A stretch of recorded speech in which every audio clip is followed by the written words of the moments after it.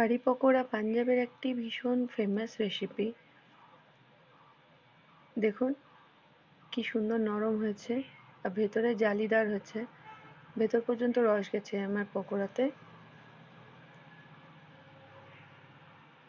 এই পকোড়া খেতে ভীষণ সুস্বাদু, মুখে দিতেই গলে যায়। নমস্কার, আমি টুসিস হোম কিচেনে আপনাদের সকলকে স্বাগত জানাই। কারি পকোড়া বানানোর জন্য একটা ঘোল তৈরি করে নিতে হবে, আর আমি সেই ঘোলটা বানানোর জন্য একটা মিক্সিং জারের ব্যবহার করছি। আপনারা চাইলে হাত দিয়ে অথবা হ্যান্ড ব্লেন্ডার দিয়েও তৈরি করতে পারেন, কিন্তু মিক্সিং জারের মধ্যে ঘোলটা যে তৈরি হবে সেই ঘোলটা ভীষণ সুন্দরভাবে তৈরি হয়। ঘোল বানানোর জন্য আমি 1 কাপ পরিমাণ বেসন নিয়েছি, 1 কাপ দই, একটু হলুদ। এবার এটাকে খুব ভালো করে মিক্স করে নেব। এবার এর মধ্যে আমি নিয়ে নিচ্ছি কাপের পরিমাণেই 4 কাপ জল। যতটা বেসন থাকবে তার 8 গুণ বেশি জল দিতে হবে। আমি এখন 4 কাপ দিয়ে মিক্সিতে আবার মিক্স করে নেব।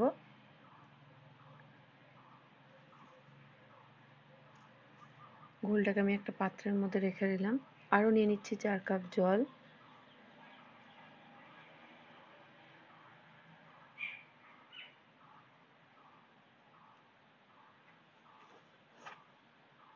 এবার এটাকে রেস্টে রেখে দিচ্ছি। পকোড়া বানানোর জন্য নিয়ে নিচ্ছি 2 কাপ পরিমাণ বেসন, লবণ, হলুদ, আজওয়াইন একটু ক্রাশ করে নিচ্ছি, আর একটু খাবার সোডা।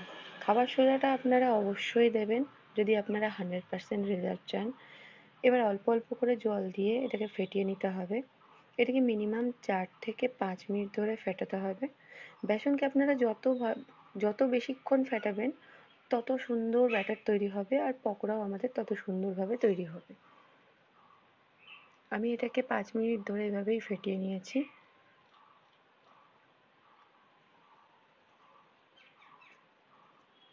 কারি পকোড়ার বেসনটাকে যতক্ষণ ধরে যত ভালো করে ফেটানো যাবে, এটা আপনারা হাত দিয়েও করতে পারেন, যতক্ষণ ধরে যতক্ষণ পারবেন ফেটাতে তত ভালো হবে পকোড়াটা।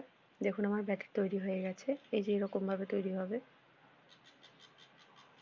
এবার আমি এক গরম তেলের মধ্যে এক এক করে পকোড়াগুলোকে ভেজে নেব। আমি একদম ছোট ছোট বানাচ্ছি পকোড়া। ছোট ছোট বানালে পরে কি হবে যে রসটা খুব সুন্দর ঢুকবে।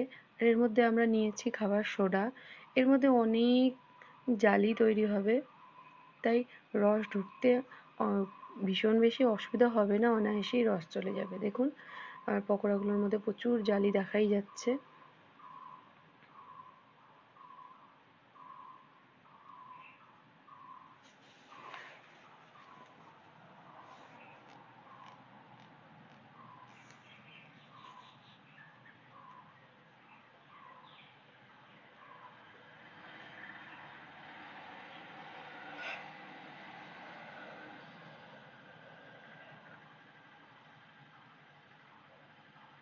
দেখুন একদম সুন্দর পকোড়া তৈরি হয়েছে।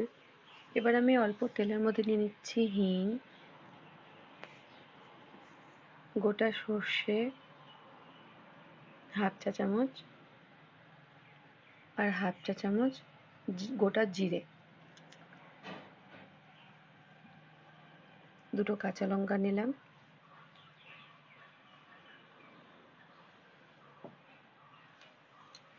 এগুলোকে 1 মিনিট মতো ভাজা করে নেব।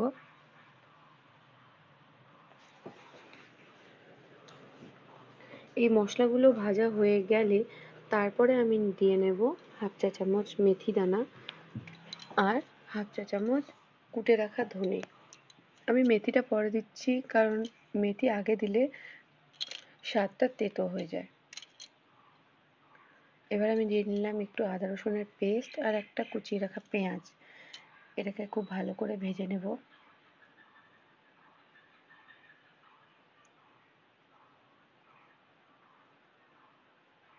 এবার নিয়ে নিচ্ছি একটা গোটা টমেটো কেটে রেখেছিলাম।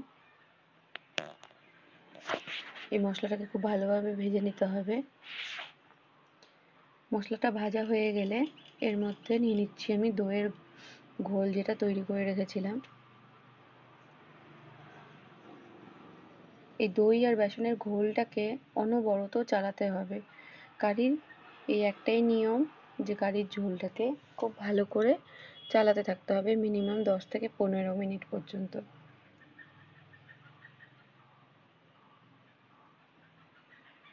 এটা আপনারা অবশ্যই মনে রাখবেন যে ঝোলটাকে নিজের মতন করে হতে দেবেন না, এটাকে নাড়তে থাকবেন, না হলে কিন্তু নিচে লেগে ধরবে, কারণ বেসন নিচে আটকে যাবে। দেখুন আমার কারিটা কত সুন্দর গাঢ় হয়ে এসছে।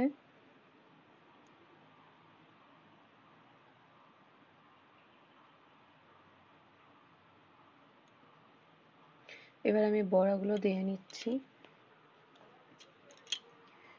পকোড়াটা দিয়ে আমি বেশিক্ষণ জাল দেব না, 2-3 মিনিট মতো ফুটিয়ে নিলেই তার মধ্যে অনায়াসেই রস চলে যাবে, কারণ বেকিং সোডা দেওয়া হয়েছে, তাই এটাতে রস যেতে একদম সময় লাগবে না। আপনারা অবশ্যই একবার ট্রাই করে দেখবেন, এভাবে ভীষণ ভালো হয় খেতে।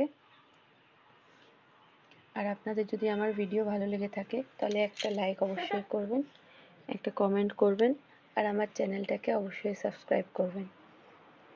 আবার দেখা হচ্ছে নেক্সট ভিডিওতে, ততক্ষণের জন্য টাটা।